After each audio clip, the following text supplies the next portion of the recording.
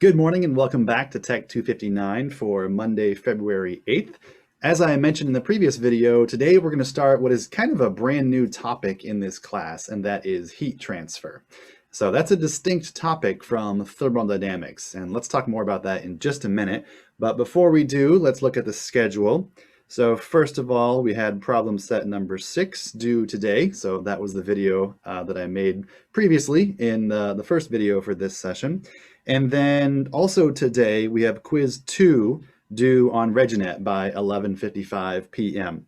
And I'll tell you, quiz 2 includes material up through and including last week, but does not include anything from today. So there is nothing that we're going to talk about today that is on quiz 2. Quiz 2 is all about what we've covered up through February 3rd in the class. So up through and including Carnot and Rankine and steam cycles. All right, so that's quiz 2, due by 11:55 p.m. tonight. And then today we are going to have an assignment. Problem set number 7 will be due next time before class. And problem set number 7 doesn't really have any calculation on it. It's all qualitative based on the material that we're going to talk about today as we introduce different modes of heat transfer. So problem set number 7 is all about qualitatively describing different modes of heat transfer and the parameters that affect different modes of heat transfer. So maybe you should be thinking about that as we're talking through those modes of heat transfer in this class today. All right, it might also help you out next time if you go ahead and read the part in the lab manual about conduction. It's only one page if I remember. So just read that one page on conduction. And then next time in class, we'll talk in detail about the mode of heat transfer called conduction. Generally speaking, that's the format that we're going to take for the next 2 weeks or so, 2.5 weeks of class. Is today we're going to give an overview of all of the different modes of heat transfer, and then we're going to talk about each mode individually in subsequent class sections. So on February 10th, we'll talk about conduction in some level of detail. On February 15th, we'll talk about convection, which is the next mode of heat transfer. On the 17th, we'll talk about radiation, which is the last of the 3 modes of heat transfer. And then on the 22nd, we'll talk about combining all the modes of heat transfer, because in reality, it's pretty rare that you have only one mode of heat transfer occurring at a time. You probably have several modes of heat transfer occurring at the same time. All right, so that pretty much covers the schedule. So briefly, what the study of heat transfer is, it's the study of the process of heat energy, thermal energy, transferring from one body to another. And it's the study of how it transfers and how fast, the rate that it transfers at. The study of thermodynamics gives us some governing laws for whether heat is going to transfer or not, and some rules about when it can transfer. But the study of heat transfer, like the 0th, 1st, 2nd, 3rd laws of heat transfer, they can't tell us how fast heat is going to transfer, right? You probably remember that from the homework assignments. So thermodynamics is not a terribly applied science, whereas heat transfer is much more applied. And if I'm being honest, I have to admit that I probably enjoy heat transfer more than thermodynamics. And I can remember that being true way back in my undergraduate days. I have to admit, I enjoyed my heat transfer classes, the classes that focused on heat transfer, more than the classes that focused on thermodynamics, because heat transfer is much more applied, it's much more real world, and I don't know, maybe I'm being biased here, but I think it's a lot more useful because you can actually study a problem and you can determine, okay, what is the rate of heat that's being transferred? For example, in your house loses heat in the wintertime, unfortunately, and it gains heat in the summertime, unfortunately. So by understanding the construction of your house and the materials that are used in your house and those parameters that are used for your house, and by understanding heat transfer, you can calculate the heat loss, like quantitatively, how much heat is being lost by your house in the wintertime. And so if we know how much heat is being lost, and we want to keep our house a constant temperature, that tells us how much energy do we need to expend to keep our house warm at a constant temperature, because we're constantly losing heat. So if we want a constant temperature inside our house, we got to be constantly adding heat through the furnace. Or in the summertime, it'd be the opposite. We'd be using the air conditioning system to remove heat that is gained from the outside. So it's pretty useful. I think heat transfer is a really useful study, especially when it comes to energy efficiency. And as sustainable and renewable energy measures, I think it's important for you to understand energy efficiency and thermal energy efficiency specifically. So you should understand what happens when you add a layer of insulation to a wall in a house, or what happens when you change out the window in a house to a more efficient insulative window. These are all things that are very applied, very tangible, and very relevant to renewable energy and sustainable energy, because they affect how much energy needs to be expended to heat or cool our homes and buildings. And even like steam systems, it applies to steam systems, where you think about how much insulation should be on these pipes that have steam or condensate water that's going through the steam system. So I like heat transfer. I probably enjoy it a little bit more than thermodynamics, if I'm being totally honest. So I'm excited to get into this material and start talking more about modes of heat transfer. So let's do that. Again, today is kind of an overview where we're going to qualitatively describe the three modes of heat transfer: conduction, convection, and radiation, without really putting any numbers to it yet. We'll do that in subsequent class sections. So I'm going to go ahead and start talking through these modes. And to do that, I'm going to share my slides. All right, modes of heat transfer. So here are a few things that we need to understand before we start talking about the different modes of heat transfer. Like I said, heat transfer is the study of mechanisms, that is how thermal energy transfers, and the rates at which they transfer. How fast is the thermal energy transferring? These are things that are important to know in the real world, and things that thermodynamics doesn't really tell us. The first law and the second law don't tell us how fast the thermal energy is going to be transferred. It's important to know that all thermal energy transfer, all heat transfer, is driven by a difference in temperature, delta T. If there's a difference in temperature between this body and this body, regardless of how they're oriented, if there's a difference in temperature, then thermal energy, heat, will transfer between these two bodies. If there is a delta T, there will be heat transfer. If there is no delta T, in other words, they're at the same temperature, like they are presumably right now, they're both in my office and have been here for a while. If there is no delta T, no temperature difference between these two bodies, there is no heat transfer. So everything that we talk about is entirely dependent upon a delta T, a difference in temperatures. All right. You can kind of think of the delta T, the difference in temperatures, as the driving force behind heat transfer, in the same way that the driving force behind an electrical circuit is voltage. All right. So in both cases, that's the driving force that makes something flow, either heat energy flow, or in the case of an electrical circuit, makes charge flow, which we call current. All right. And that analogy is actually pretty good. And hopefully that kind of makes sense to you, because there actually are a lot of analogies to electrical circuits in the study of heat transfer.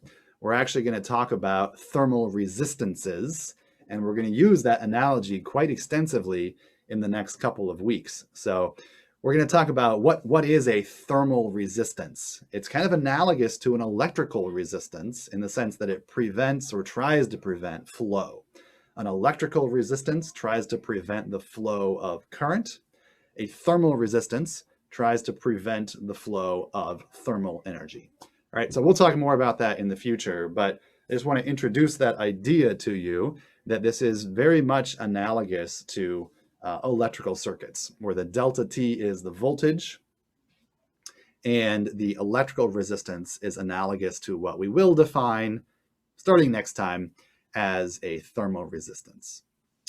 All right, I mentioned that we're going to study the rate of heat transfer up here. So instead of just having plain old Q, like we have talked about so far, Q is the amount of heat energy transferred in joules or kilojoules or megajoules or what have you. We're also interested in how fast that heat is going to transfer. You know, if I think about my home, I'm interested in how much heat I am losing per unit time, because that affects how hard my furnace has to work and how much energy I have to use to heat my house, you know, based on how much thermal energy am I losing through the walls and windows and roof and even the floor, the foundation of my house. So what we use to represent the rate of heat transfer is this symbol right here, which is just Q dot.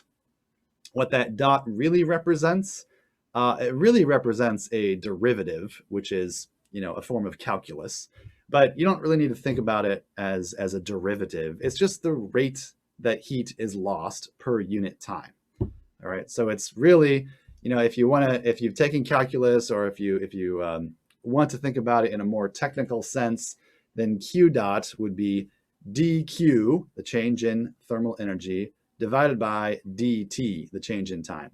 dQ divided by dt, that's really what Q dot is. But you don't have to think about it like that unless you want to. All you have to really know is that Q dot is the rate of heat transfer. So it's how quickly Q is being transferred from one body to another body, or one thing to another thing. All right. And when I say thing, I could even mean like a body of air. All right. It could be a gas, or it could be a liquid, or it could be a solid. All right. So I'm using the term body of something very loosely. All right. So the units for Q dot are going to be in joules per second. And remember, we have another word for this, a joule per second. Hopefully you recognize that a joule per second is a watt. It's a watt. So we could have a joule per second, or we could have a kilojoule per second, which is a kilowatt, or we could have a megajoule per second, which is a megawatt, and so on and so forth. All right, so just to kind of put this together, if we have Q, the total amount of energy, and we have Q dot, the rate of energy transfer, then we can put those together in a very similar way that we talked about energy equals power times time. Remember, you know, that equation, energy equals power times time. Similarly, the total heat transferred equals the rate of heat transfer times how long has it been transferring. All right, so Q equals Q dot times time. All right, so hopefully that kind of makes intuitive sense. Another way of looking at it is, it's just another analogy, is that let's say you're in your car and you're driving a certain distance at a certain speed, right? So the distance that you travel is equal to the speed that you travel at times how long did you travel at that speed. All right, so just another example, another way of thinking about it. All right, so those are kind of the preliminary things before we start talking about the modes of heat transfer. The first mode of heat transfer that we're going to talk about is conduction heat transfer.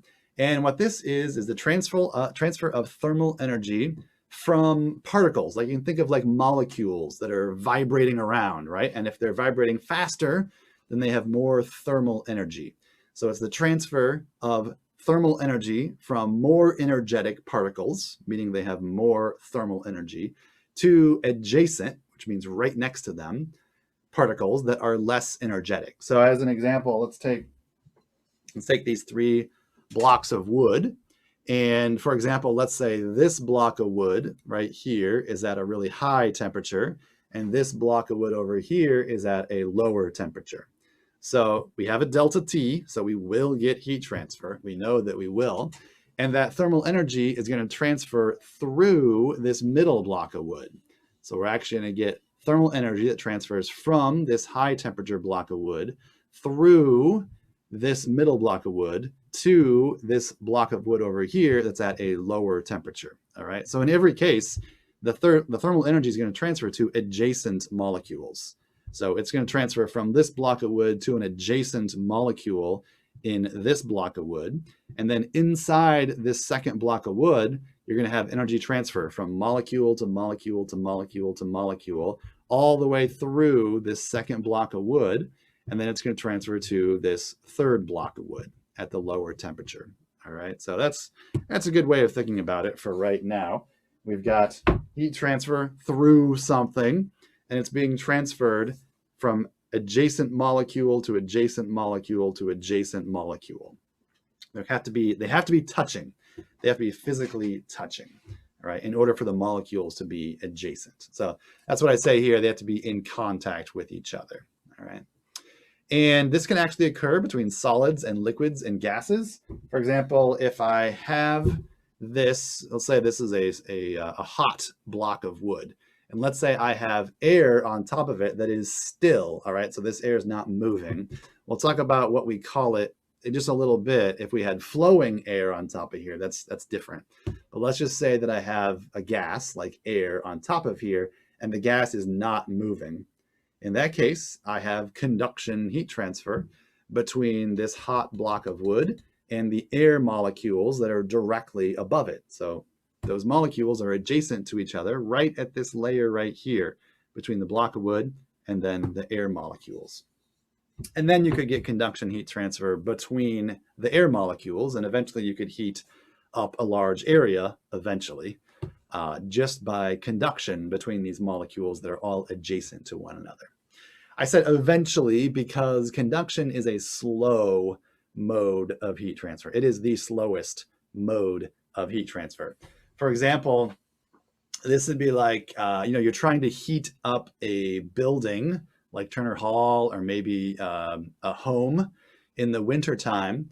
But the way you're going to heat up the building or home is just by having like one hot object, right? So you just have like a hot thing in the middle of your building or a hot thing in the middle of your home, and you're just trying to heat the entire home or the entire building just by conduction from that hot thing in the middle of Turner Hall. For example, let's say in the center intersection here outside my office, I just got a really hot piece of metal, and I'm heating up that piece of metal, and that I want to heat up. I want to use that to heat up the entire building. Do you think that would work very well? Not really. It would not really work very well because it's a very slow mode of heat transfer. It takes a long time for that thermal energy to be transferred from adjacent molecule to adjacent molecule to adjacent molecule and eventually heat up the entire building. All right, so it wouldn't work very well because it's such a slow mode of heat transfer. So if we think about what does the rate of heat transfer depend on? Well, it depends on a thermal property, which we're going to call conductivity, thermal conductivity.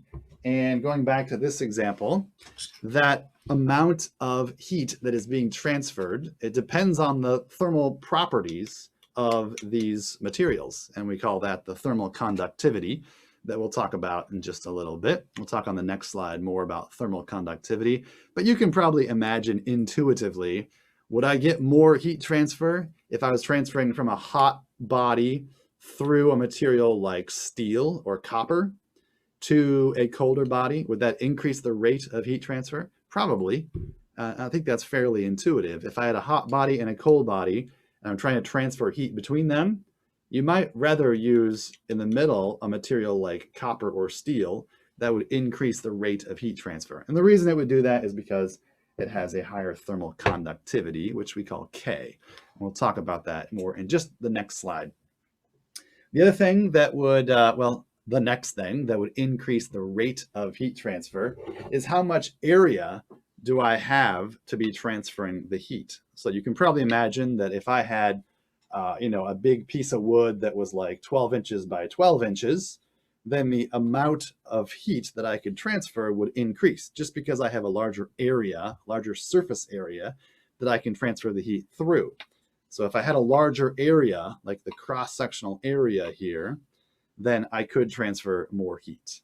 All right, so that's the area A through which, or I guess across which, we are transferring the heat. And then the last couple of things is the delta T. So that's fairly intuitive, I think. I'm going to get more thermal energy to transfer. If this was, let's say, 100 degrees Celsius, and that is, let's say, 0 degrees Celsius, I'll get more heat to transfer that way than if this was only, let's say, 50 degrees Celsius, and that's 0 degrees Celsius. So the larger the delta T between the hot and the cold areas or bodies, the more heat you're going to get transferred per unit time. All right, the faster the rate of heat transfer. And the last thing that is going to impact how much heat is transferred, actually the rate, I should say, the rate that heat is transferred at, is the thickness of the body through which you're trying to transfer it. So if I had this same example, I'll use this same example again. If I'm transferring thermal energy from this body, this block of wood, to this block of wood, I could get a faster rate of heat transfer if I only had a thin layer in the middle compared to if I had a thick layer in the middle. So even if it's the same material, even if we're talking about wood, we will get more heat to transfer if in the middle I had a thin layer of wood compared to if I had a thick layer of wood, right? So that's the thickness of the body through which we're transferring the heat. This is why in your house, it's good to have a thick layer of insulation. This is why a lot of modern homes, this is kind of new in the past 20 years, a lot of modern homes, new construction, the walls, the exterior walls of the house use 2x6s, about 6 inches thick, really about 5.5 inches, but about 6 inches thick for the exterior walls, compared to more traditional methods of construction use 2x4s. So then your exterior walls are only about 4 inches thick. So you have more thickness to transfer the heat through, you're going to get a lower rate of heat transfer. I wish my house had 2x6 walls. It doesn't. It has 2x4. But I sure wish it had thicker walls so I'd have less heat transfer and I'd have to spend less money heating my home.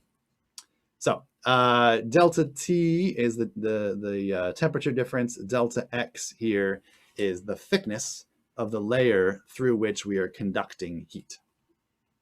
All right, so this is an equation that we will use quite a bit in the next couple of weeks. And this is for conduction heat transfer, the rate of conduction. That's what COND stands for, rate of conduction heat transfer. So K in that equation was thermal conductivity. And you would expect that if I have something that conducts thermal energy faster, like copper or steel, then I would have a higher thermal conductivity than, say, wood or air or some other gas, something like that. So that's true. And that will result in a higher K value, a higher thermal conductivity for a metal compared to, say, a gas. So K, thermal conductivity, K, is the ability of a material to conduct heat. All right, and it varies across a wide range, several orders of magnitude, all the way from somewhere around 0.1 watts per meter per Kelvin. I know these units might look funny right now, but I think they'll make sense once we start using these equations. They'll probably make more sense. So anywhere from 0.1 watts per meter per Kelvin for most gases, up to an ideal, like a perfect crystalline structure, like I drew a couple days ago when we were talking about the third law of thermodynamics. If you have a perfect crystalline structure, then your thermal conductivity could be up somewhere around 1,000 watts per meter per Kelvin. But of course, usually there's somewhere in between these values. One last thing I was going to point out that I didn't in the previous slide, and I don't want to spend much time on it, but you did see in the previous slide there's a negative sign right here. So don't worry too much about that right now. We'll talk more about that in the next class when we talk more about conduction in particular. Right? Think of it more or less as a convention for right now, but it is important. So you need to make sure that you include that if you're using this equation. All right. So that's conduction. The next type of heat transfer we're going to talk about is convection heat transfer. And remember before I was saying that if we have a hot body right here and we're transferring heat from the hot body to molecules of air that are not moving, then that would be conduction. But what convection is if we're transferring thermal energy from a hot body like this to a fluid or a gas, a liquid or a gas, both are considered a fluid, that is moving. So you've actually got a flowing fluid, a flowing liquid or a flowing gas, something like that. So if the fluid is not moving, then it's just conduction. If the fluid is moving, then we call it convection. All right, so convection occurs between solids and a liquid or a gas. And if you think about it, what convection is really the combination of conduction, because we are transferring heat from the solid body to the adjacent molecules of the fluid, and we're combining that conduction with fluid motion. All right, so we got to study fluid motion a little bit, and that's why convection is a little bit more complicated than conduction. So on the day that we study convection, about a week from now, you will see that there are a few more things that we have to take into account when we're studying the rate of convection heat transfer, because it's not just transferring thermal energy across adjacent molecules now. Now there are some parameters of that fluid flow that we have to take into consideration. For example, is that fluid flow turbulent, where it has lots of mixing in the fluid flow, or is it a laminar flow where there is very little mixing in the fluid flowing? So those are some things that we have to take into account in order to get an accurate calculation of the rate of convection heat transfer. So we'll do that, and we'll try to make it as simple as possible when we talk about that about a week from now. So I've already said this, if there is no fluid motion, if the fluid is not flowing, then really it's just conduction. In reality, however, that's pretty unlikely to happen. It's unlikely that the fluid on top of this hot body will be completely still, because what's going to happen is, as you're transferring thermal energy from the solid body to the molecules of the fluid, well, those fluid molecules of the liquid or the gas, they're going to become warmer. And what happens to things generally when they become warmer? They expand, and so they have a lower density. And if they have a lower density, then they tend to rise up in the atmosphere, in the air, or even if it's a pool of water or a liquid, you'll actually have something called natural convection, aka free convection, but you hear natural convection more often. So natural convection just uses the differences in the density of the fluid to create a natural flow. It flows in, it gets heated up, it expands, the density decreases, so it's more buoyant, so it rises up and other fluid takes its place. So you get this kind of continuous cycle of natural convection, which is a form of convection because you have movement of the flow. All right, convection is a much faster mode of heat transfer than conduction. In fact, convection is usually what we actually use to heat buildings and homes. We have ducts in our buildings and homes, and we are using those ducts to actually provide a fluid that's flowing. The fluid is air, and it is a hot air because it gets warmed up by the flame or whatever's heating it up in the furnace. And then we have hot air, and we're actually transferring that hot air to the different rooms of the building or the home via those ducts. So it's flowing fluid, and so we would consider that to be convection. So convection really is the way that we actually heat our homes and buildings in real life. All right, yeah, I talked about this a little bit. The opposite of natural convection is just forced convection. So forced convection is caused by something external. So it could be a pump or a fan or a blower, or it could just be wind. We usually consider wind to be forced convection as well. So if you're talking about your home and you're thinking about the heat transfer through the exterior walls of your home, that's convection. because you've got the relatively warm walls of your home and the wind is blowing along the outside of your home and it's carrying that heat away. So I don't know if you've ever noticed, but I've noticed that the furnace runs a lot more in my house on cold, windy days than it does on cold, still days. And that's because you're getting more convection, heat transfer from the walls of your home to the outside environment when it's windy. So more forced convection, a higher rate of heat transfer when you have a higher fluid flow rate. All right, we'll talk more about that in about a week from now.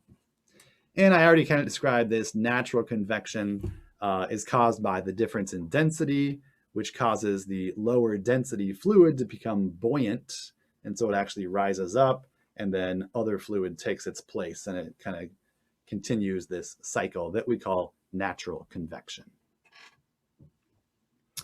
All right, so if we have an equation for convection heat transfer, what are some things that are going to be relevant? What are some parameters that affect how much, or the rate of heat transfer? Well, we'll come back to this H, but the A is the area. So certainly the area that the heat transfer can occur through matters. So if I have a large, let's say like let's take this again. So if I have a large body and I've got fluid flowing across it, then I could get a faster rate of heat transfer if I have a larger surface area or just a larger area through which to transfer heat. Same thing if I have a larger home, then I have a larger surface area on the exterior walls, and my rate of heat transfer from my home to the outside is going to be higher. A higher rate of heat transfer if you have a larger surface area on the walls of your home through which to transfer the heat. So larger area, larger rate of convection heat transfer. And it depends on the delta T. And specifically with convection, we call it T sub S and T infinity. T sub S stands for the surface temperature of the solid surface. That's why it's T sub S. It's the surface temperature of the solid. And we take the difference between that and T infinity, where T infinity is the bulk temperature of the fluid. You know, like I've got fluid flowing over here in this direction. So far away from this solid body up here, what's the temperature of that fluid as it's flowing over here? All right. So, or another way to think about it, before the fluid flows onto this surface or near this surface, what's the temperature of that fluid? Or what's the ambient outside temperature if I think about that wind flowing over my walls of my house? What's the ambient outside temperature? That's called the bulk fluid temperature, and we abbreviate it T sub infinity. All right, so certainly if we have a higher solid surface temperature, that will increase the rate of heat transfer. And if we have a lower bulk fluid temperature, then we will increase the rate of heat transfer. Or anytime we have a larger difference, a larger temperature difference will result in a larger rate of heat transfer. I actually want to point out one thing right now. Everything we've been considering so far has been convection with a hot solid surface and a cool liquid or gas flowing over the top of it. But it could be the opposite. You could actually have a cool solid surface and a hot fluid flowing over the top or around it, and that is cooling down the liquid while heating up the solid surface. So it can go either way. So we could have heat flowing from the solid body to the fluid, or vice versa. We could have heat flowing from the fluid to the body, the solid body. All right. Okay, the last parameter that affects the convection heat transfer is this term right here. It's the convection heat transfer coefficient, and it mostly depends on the parameters of the fluid that is flowing. Like I mentioned, is that flow turbulent, where it's mixing? Is it laminar? How fast is the fluid flowing? What is the viscosity and heat capacity of the fluid, all those things affect the convection heat transfer coefficient, which we abbreviate as H. So that's actually the most challenging thing about convection heat transfer, is finding this. This is really the big problem that you'll see about a week from now when we talk about convection heat transfer in more detail. Most of the problem is finding this H. Once you know H, then the calculation of the rate of heat transfer is pretty easy. But most of the problem in the convection heat transfer problems is all about finding what is this H, because it depends on a lot of parameters about the flowing fluid. Okay, you can have a really wide range of the convection heat transfer coefficient, kind of like the thermal conductivity that we talked about before. You can have a convection heat transfer coefficient that spans over several orders of magnitude. It can be as low as 10 watts per meter squared per Kelvin. And once again, these units might be kind of funny right now, but I think you'll see that it makes sense once we start talking more about convection heat transfer. That's for really low values of H, like for natural convection of gases, or they could be really high, up to tens of thousands. And that would be like for the forced convection of liquids, like for a pump that's pumping liquid over a solid surface. What really results in really high values of convection heat transfer coefficient is if you have boiling or condensation.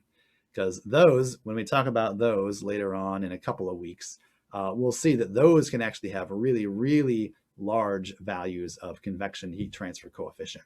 For example, in the boiler and in the condenser. So this is one of the big reasons why we like to use boiling and condensation in our steam cycles, because it's a really effective mechanism for transferring heat. So it's good for transferring heat, and thus it's good for steam cycles where we're trying to run this process of converting heat into work. That's really what we're trying to do. All right, and the last one that we'll talk about is radiation heat transfer. Radiation heat transfer is probably the least intuitive, so we save it for last. And what radiation heat transfer is a form of electromagnetic waves. So you're actually transferring heat in the form of anything in the electromagnetic spectrum, you know, from light to infrared to ultraviolet to even gamma rays or X-rays or radio waves, to kind of span the range of the electromagnetic spectrum. All those are forms of radiation transfer. And mostly when we talk about radiation heat transfer, we're mostly talking about the infrared range. Infrared is mostly what we feel as heat. So those infrared waves have wavelengths that are just a little bit longer than visible light. And we'll talk more about that when we get to it in a little more than a week from now. And what radiation does, it's heat transfer at the atomic level. Whereas before, in the conduction and convection, it was really about the molecules that were vibrating and transferring vibration energy to adjacent molecules. And then in the case of convection, it got swept away by the fluid flow. Radiation's a little bit different in that it's all about the atomic level. Specifically, it's about the electrons that are going between energy levels in that atom. And as they go down to a lower energy level, as the electron goes down to a lower energy level, where does that energy go from the electron? It gets released in the form of a photon or an electromagnetic wave. All right, so you can think about either as a particle, a photon, or as an electromagnetic wave. They're equivalent, they're the same thing. You can think about it either way.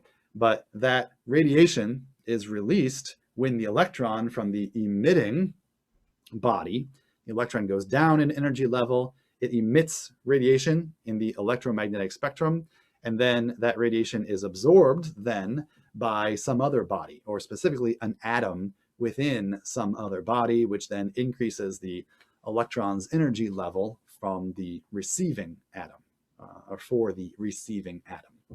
All right, it's important to note that radiation does not require a medium. So unlike conduction and convection, you don't actually need a body at all for radiation to transfer through. The best example of that is going through outer space.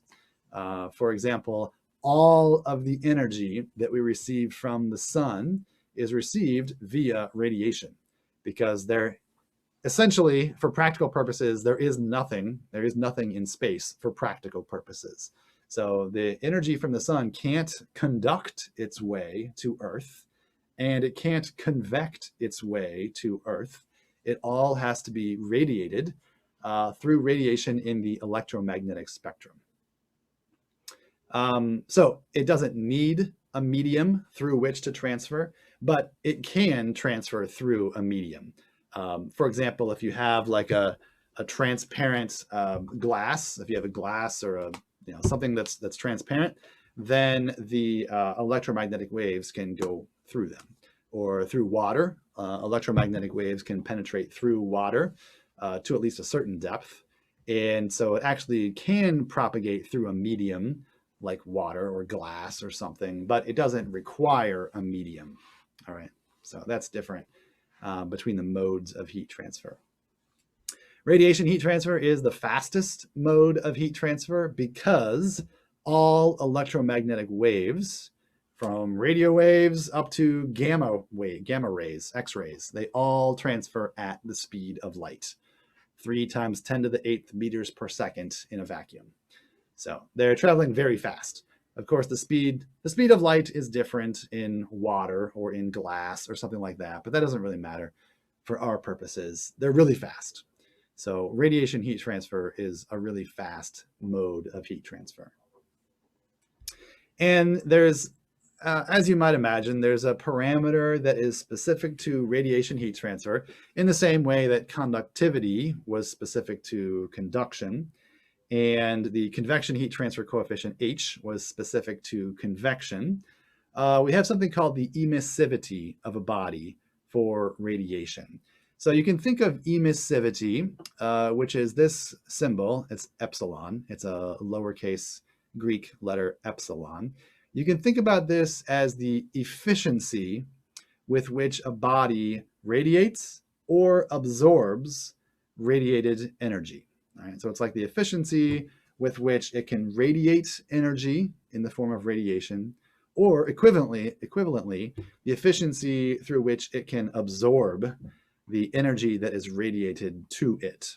All right, so that's all I want you to really know about emissivity right now. We'll talk more about that when it comes time for that in a week and a half or so. So our general equation for radiation heat transfer is this equation right here. And this is a perfectly valid equation. However, I will say that when we get to this point in about a week and a half, we are going to make some modifications to this equation, because this equation is only applicable in a pretty narrow set of circumstances. All right, so specifically, this is actually only valid when a body is inside and completely surrounded by the body to which the energy is being radiated. And it's also only valid when the radiated body, the body being radiated, absorbs all of the energy that is being radiated to it. All right, so you don't need to know that for right now, but for right now, suffice it to say that this equation incorporates some assumptions. All right, so it is a valid equation for certain circumstances, and we'll talk more about what those are when it comes time for that. But we will make some modifications to this to make it more useful for other specific circumstances where we want to know how much radiation heat is being transferred. There are some terms that I do want you to know about for now. Emissivity we talked about, so that is the efficiency that the body can radiate energy, or equivalently, it's the efficiency that a body can absorb the energy that is radiated to it. That's called emissivity.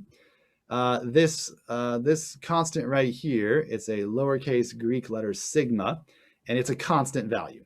It is a constant called the Stefan-Boltzmann constant, and it is always going to be this value right here. So that's a good thing to know, to have written down somewhere convenient, because pretty much any time you do a radiation heat transfer problem, you're going to have to use this number. 5.67 times 10 to the minus 8th watts per meter squared per Kelvin to the fourth, which again looks like a crazy set of units, but when you start doing problems, you'll see that it works out. Once again, the area matters. I can transfer more radiation heat energy if I am radiating from a larger area, a larger surface area. And likewise, I can receive more radiation heat transfer if I'm receiving through a larger surface area. So once again, the area matters. Larger results in a higher rate of heat transfer. And once again, we have a delta T. We have the temperature of the surface that is emitting the radiation, that's this, T sub S, and we have the temperature of the surroundings that are receiving the radiation energy. Okay, and there's a very important thing to note here. You've probably already noticed it. We have exponents on here. The equations for conduction and convection did not have any exponents on the temperature. Notice for conduction, we had Ts minus T infinity. For conduction, we just had the difference in temperature. It's going to be the temperature of one body minus the temperature of a different body. But for radiation, it's the temperature of the surface emitting the radiation to the fourth power minus the temperature of the surroundings that are receiving and absorbing the radiation to the fourth power. So that's a really important thing. And there's two more things I want to point out about that. Number one, you cannot take the temperature of this minus the temperature of that and then have the exponent on the outside of these parentheses. That is not algebraically correct. So you have to take the temperature of this, take it to the fourth power, and then subtract the temperature of this taken to the fourth power. You can't just take the temperature of this minus the temperature of this and then take it to the fourth power. That's a different number. You'll get a different result. So you have to do this by the order of operations that you see in here. This to the fourth power minus this to the fourth power. That's one thing.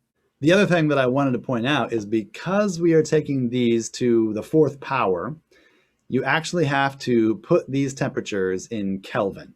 You have to put these temperatures, this one and this one, they have to be in Kelvin. That was not true for conduction and convection. It didn't really matter for conduction and convection. You can convert it to Kelvin and use the difference in temperature in Kelvin, or you can just use the difference in temperature in Celsius. It doesn't matter in conduction and convection because there's no exponents and we're only taking the delta T without having to take it to the fourth power. But here, because we're taking it to the fourth power, it matters. And so we have to make sure that T sub S and T sub surroundings are both in Kelvin. So as a reminder, take the temperature in Celsius and add 273, or I think it's 273.15 if you want to be more accurate. All right, so those are the two things. Make sure you mind your order of operations here and make sure that your temperatures are in Kelvin. All right, otherwise you will get the wrong answer. All right, that wraps up the slide presentation about the qualitative description of our three modes of heat transfer. We'll get into the calculations starting with conduction next time. But let's go ahead and take a look at the next problem set. Problem set number 7 is entirely qualitative. So there's no calculations involved in this at all. It's just about describing what are the relevant parameters and what's important and things like that. What modes of heat transfer are occurring. So on page 16, we have problem set number 7. Number 1, I guess I probably had the idea for this problem as I was literally drinking my cup of hot coffee. So I've got a cup of hot coffee and doesn't have a lid on it, all right? I don't want to show the inside. It's pretty gross. It's got a lot of coffee stains inside there. They're called flavor crystals, though. It's got a lot of flavor crystals inside that coffee mug. So what's happening? What type of heat transfer is occurring? Part A says what type of heat transfer is occurring at the surface of the hot coffee. So I've got air in the room around, and I've got hot coffee, a liquid hot coffee, in the mug. So what's occurring between those two bodies? B is what type of heat transfer is between the coffee and the interior wall of the mug. So I have some hot coffee And then I've got the interior wall of the mug. So what heat transfer is occurring there? Part C is what's occurring between the sides of the mug and the surrounding air. So I've got the sides of the mug that are being heated up by the coffee inside, and then I've got the air. So what mode of heat transfer is occurring between those two? And then D is what's occurring between the mug and the walls of the room. What type of heat transfer do I have between here and the walls of the room? I will make a point here that there could be more than one mode of heat transfer. For several of these, there probably is more than one mode of heat transfer that is occurring, which is why we have a whole day devoted to combined modes of heat transfer. After we talk about each of the three, we'll talk about what happens in the case where you've actually got conduction and convection happening at the same time, or convection and radiation happening at the same time. That's not uncommon at all to have more than one mode of heat transfer happening simultaneously. Number 2 gives the properties for water and iron. C sub P, remember, is the specific heat capacity that we've talked about a couple weeks ago. And K is the new term, that's the thermal conductivity. So for part A, it says, which of these two materials would you want to use to build a trom wall? A trom wall is a thermal energy storage device. So that should give you a hint about what is important, what parameters are important for a trom wall. Part B says which material would work better to conduct heat away from a hot surface. So that should be fairly obvious which parameter is more important. And part C, which material would you expect to have a higher electrical conductivity? I'm glad I just read this because I don't think I highlighted that in the presentation. As it turns out, thermal conductivity is closely related to electrical conductivity. Almost all materials that have high electrical conductivity have high thermal conductivity and vice versa. And the reason for that is because it's pretty much the same mechanism. It's about the electrons in the material and how freely those electrons are to move about. In the case of electrical conductivity, we're actually moving charge, and the charge carriers are electrons. So how free are those electrons to move about in the material to carry charge from one part to another part, let's say in a wire or something like that. Thermal conductivity is very similar because the vibrations in an atom are mostly about the electrons. Electrons, how much they're vibrating around and how much they interact with electrons of neighboring atoms. So it's pretty much the same mechanism. It has to do with the electrons in the material. So if a material has properties that give it high electrical conductivity with mobile electrons, then those same properties give it high thermal conductivity as well. So the two really kind of go hand in hand. All right, I'm glad I saw that and mentioned that before you take a look at this homework assignment. So that's number 2. And then number 3 is a heat exchanger. We'll talk more about heat exchangers in a couple of weeks. For example, a boiler is a heat exchanger and a condenser is a heat exchanger. We're just trying to design a device that can transfer heat effectively from generally one type of fluid to another fluid, another separate fluid. And we don't want those fluids to mix together. We just want them to come close enough together so that they are transferring the heat from the hot fluid to the cold fluid. So in number 3, you see that there is fluid 1 that flows left to right through those tubes in the heat exchanger. And then there is fluid 2 that flows from top to bottom down and around those tubes. All right, so based on what we just talked about with different modes of heat transfer and the parameters that are important, like the delta T and the area and the mechanical the material properties, all those things that we just talked about in our presentation, take a look at those and think about some parameters that you would want to optimize for maximum heat transfer. I'd say you should be able to come up with at least three different things about the design of the heat exchanger or the flow of the fluid or what type of fluid, or 3 different parameters that are important that would maximize the amount of heat transferred between those 2 fluids, fluid 1 and fluid 2. All right, so let's say that. Give me at least three. You can probably come up with a lot more um, different important aspects of the design of that heat exchanger. All right, so that's problem set number 7. We'll talk about that at the beginning of the next class session before we start talking about conduction heat transfer in some more detail. So that's going to be it for today. Have a good week, and I'll see you next time.